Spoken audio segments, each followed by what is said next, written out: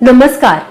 रात्रीचे 2 वाजलेत. विचारचक्र डोक्यातलं थांबत नाही. डोळे सुद्धा बंद आहेत, पण झोप येत नाही.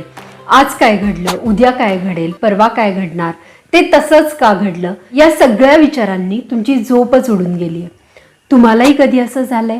आणि असं होत असेल तर हा खूप सिरियस अलार्मिंग विषय आहे, कारण याचे खूप भयंकर परिणाम म्हणजे हे जर सातत्याने झालं तर याचे panic attacks, hormonal imbalance, infertility, इतकंच काय तर वेड लागण्या इतके याचे हे दुष्परिणाम मोठे असू शकतात. आणि हे सगळं चक्र सायंटिफिक आहे. आणि म्हणूनच फक्त झोप लागत नाही, ही समस्या खूप मोठी आहे, गंभीर आहे. ही दिसते तशी अगदी छोटी समस्या नाही. आज आपण झोप न लागण्यामागील भयानक विज्ञान, तुमच्याच स्वयंपाकघरातले 5 सोपे घरगुती उपाय, एक आयुर्वेदिक उपाय, 2-3 चायनीज टेक्निक्स सुद्धा मी तुम्हाला सांगणार आहे.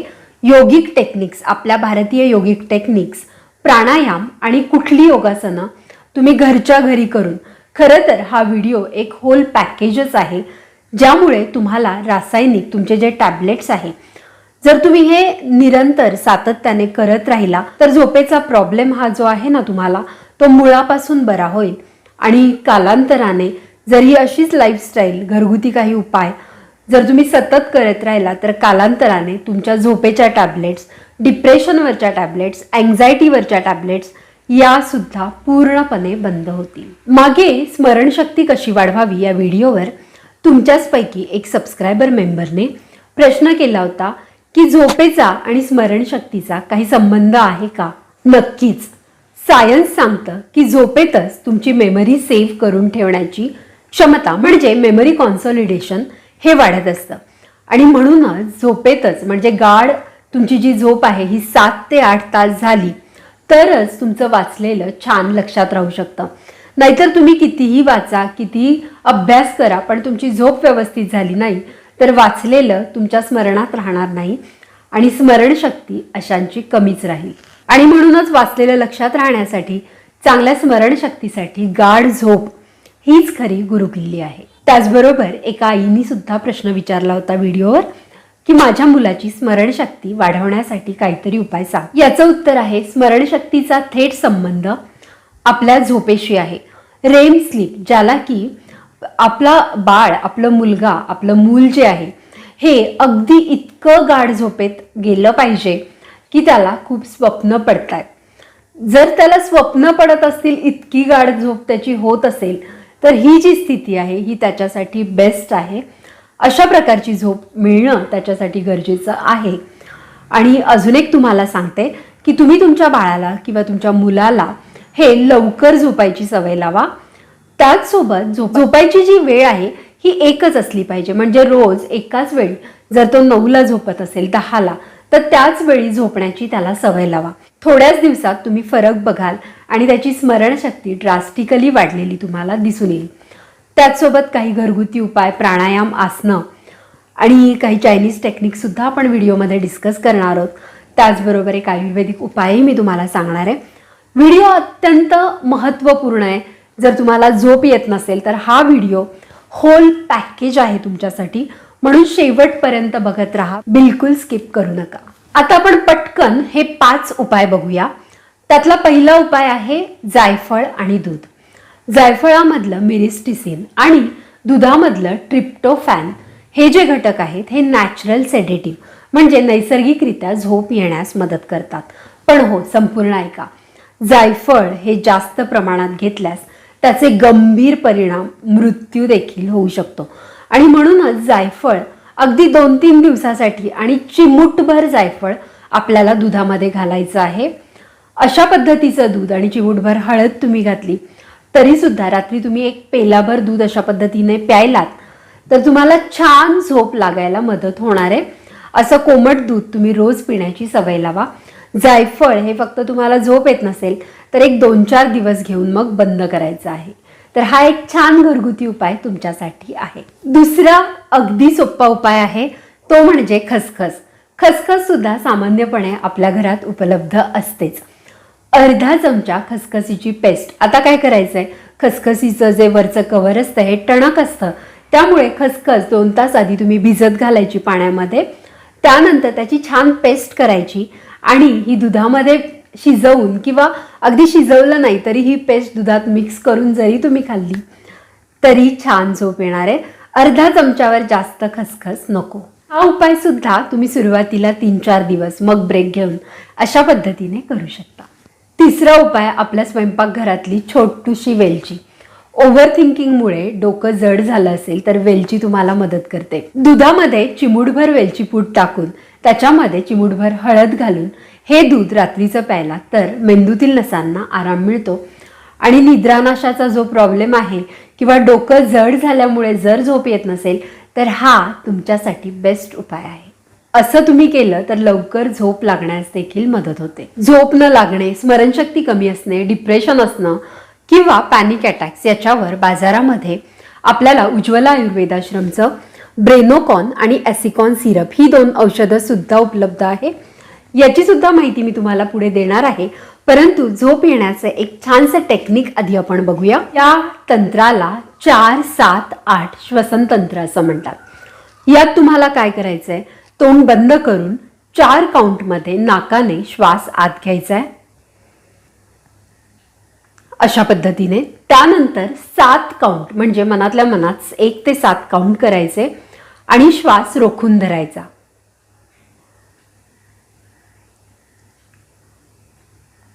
आणि त्यानंतर 7 काउंट झाल्यानंतर तोंडाने श्वास बाहेर सोडायचा.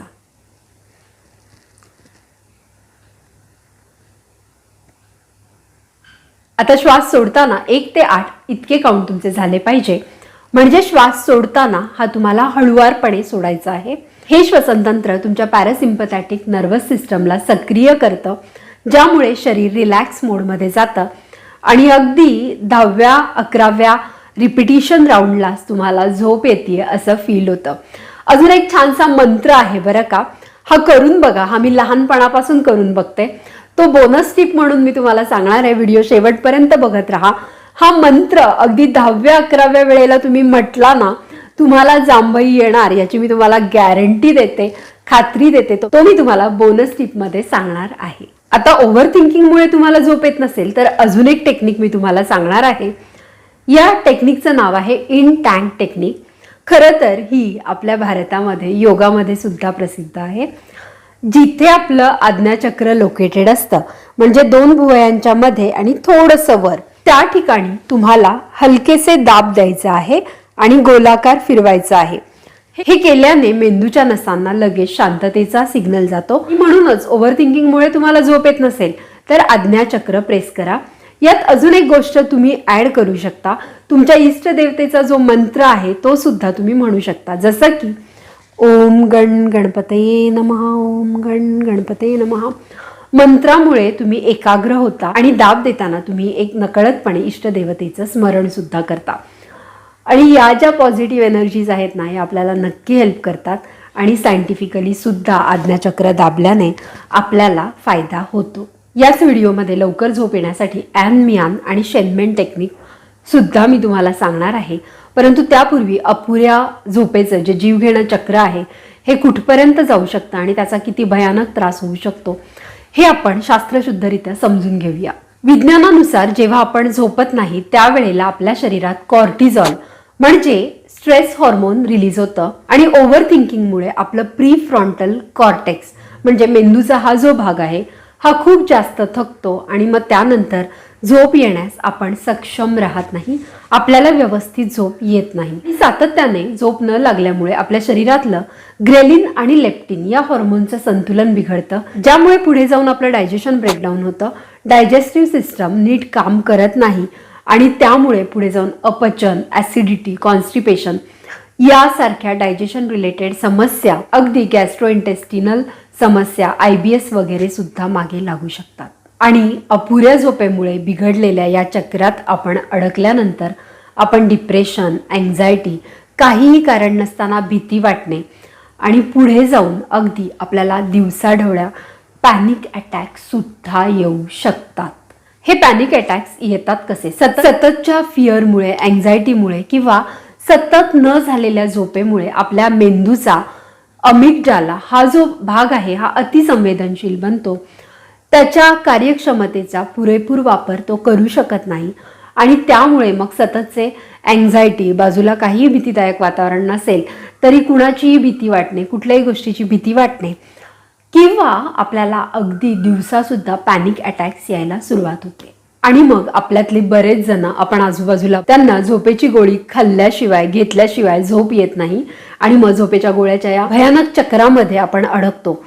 आता ही सगळी माहिती मी तुम्हाला यासाठी सांगतेय, जर तुम्हाला या चक्रातून बाहेर यायचं असेल किंवा या चक्रामध्ये पडायचंच नसेल आणि नुकतीच झोप न लागण्याची समस्या निर्माण झाली असेल किंवा झोप लागतच नाही ही समस्या दीर्घकाळ जरी असेल तर हा व्हिडिओ तुम्हाला कसा हेल्प करेल. योगाच्या काही पद्धती, घरगुती काही उपाय आणि उज्ज्वला आयुर्वेदाश्रमचे जे ब्रेनोकॉन ॲसिकॉन सिरप आहेत हे डिरेक्टली आपल्या ब्रेनवर कार्य कसे करतात हे मला तुम्हाला सांगायचं आहे. कारण ही जी औषधं आहे ही अगदी मूळ समस्येवरच काम करतात. आपल्या महिलांमध्ये ज्या वेळेला आपली व्यवस्थित झोप येत नाही त्यावेळेला आपली एंडोक्राईन सिस्टम म्हणजे हॉर्मोनल सिस्टम जी आहे ही इम्बॅलन्स होऊन थायरॉइड, PCOS, त्यानंतर अगदी इन्फर्टिलिटी सारखे प्रॉब्लेम, कुठेतरी गाठी बनणं असे प्रॉब्लेम्स आपल्याला मागे लागू शकतात.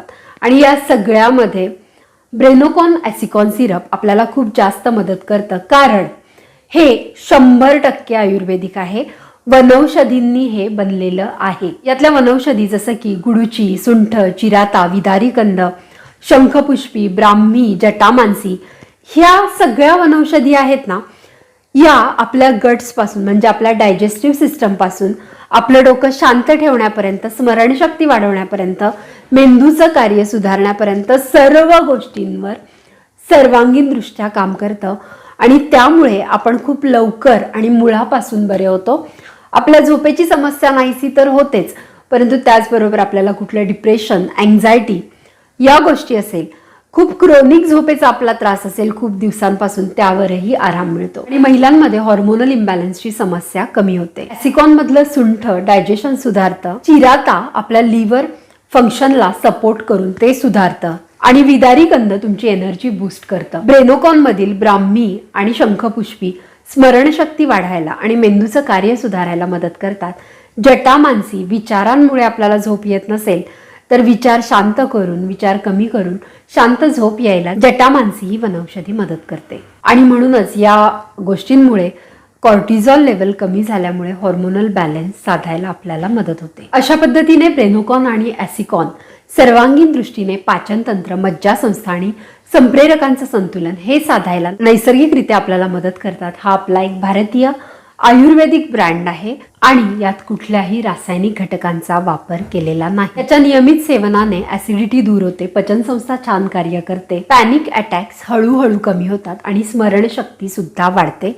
डिप्रेशन वगैरे तुम्हाला असेल तर ते सुद्धा कमी होते.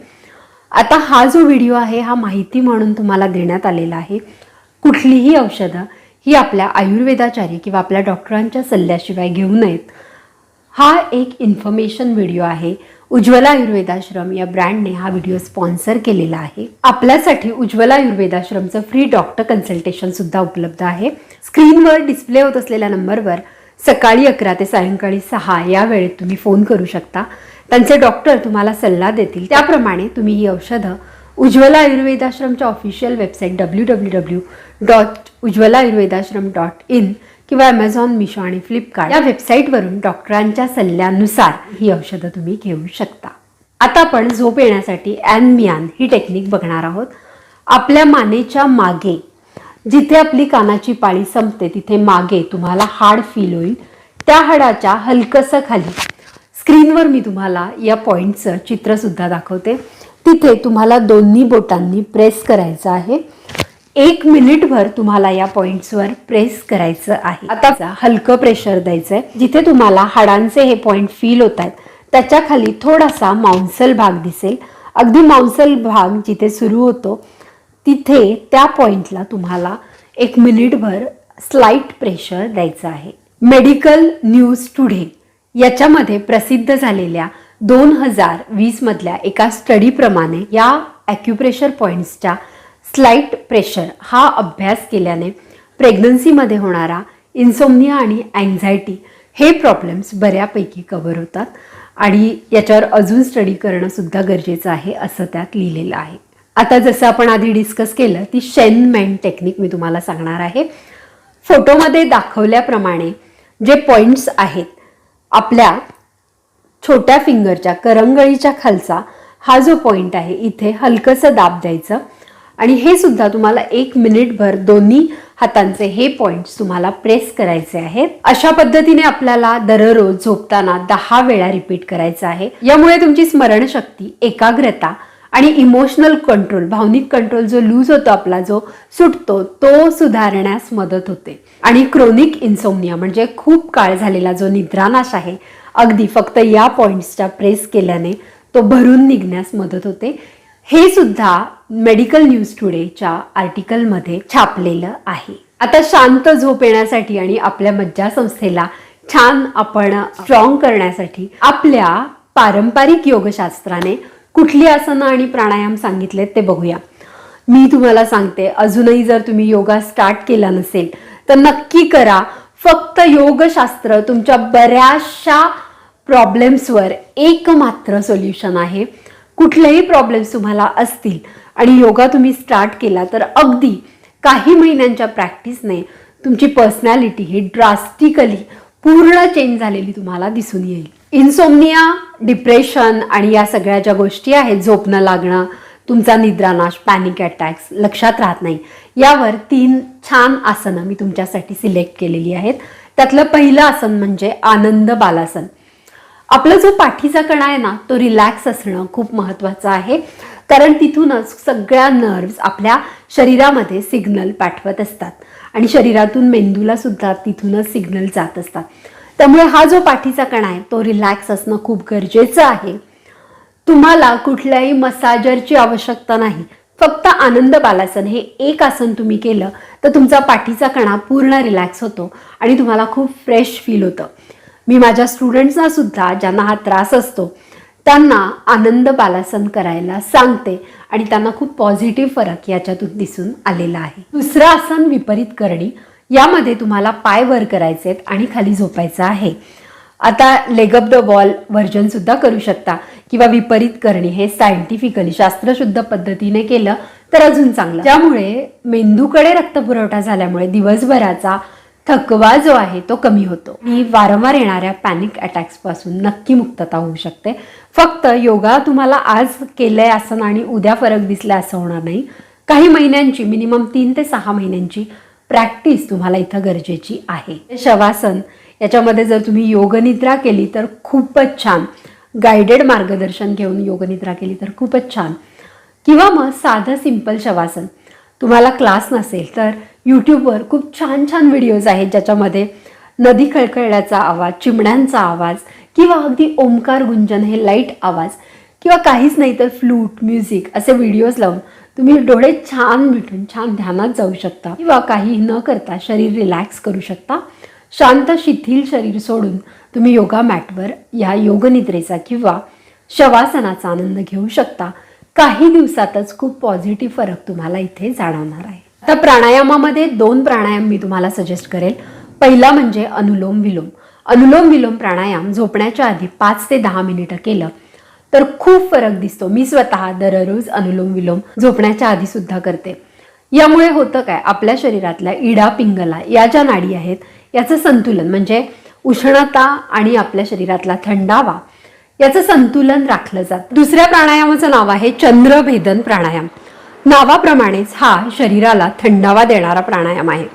म्हणजे मेनोपॉज, पेरिमेनोपॉज काळात उष्णतेमुळे झोप येत नसेल, निद्रानाश झाला असेल तर हा बेस्ट प्राणायाम आहे तुमच्यासाठी. किंवा बऱ्याच जणांना अपचन, ॲसिडिटी असे काही त्रास असतील आणि त्यामुळे झोप येत नसेल तर हा प्राणायाम तुमच्यासाठी बेस्ट आहे. सिंपल आहे. डाव्या नाकपुडीने श्वास घ्यायचा, उजव्याने सोडायचा. पुन्हा उजवी नाकपुडी बंद करायची, डाव्या नाकपुडीने दीर्घ श्वास घ्यायचा, उजव्याने सोडायचा. 10 वेळा असे रिपिटिशन करून बघा, नक्की फरक पडेल. आता वेळ आली आहे बोनस टिपची आणि एक छोट्याशा मंत्राची.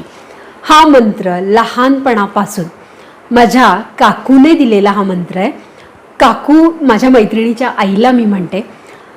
तिने मला सांगितलं की तू दररोज झोपताना ओम गण गणपतये नमः हा मंत्र करून झोपत जा. म्हणजे अगदी कॉलेजात असतानाच मला ही ट्रिक कळालेली आहे आणि खरंच हा मंत्र करून तुम्ही आजपासूनच करून बघा.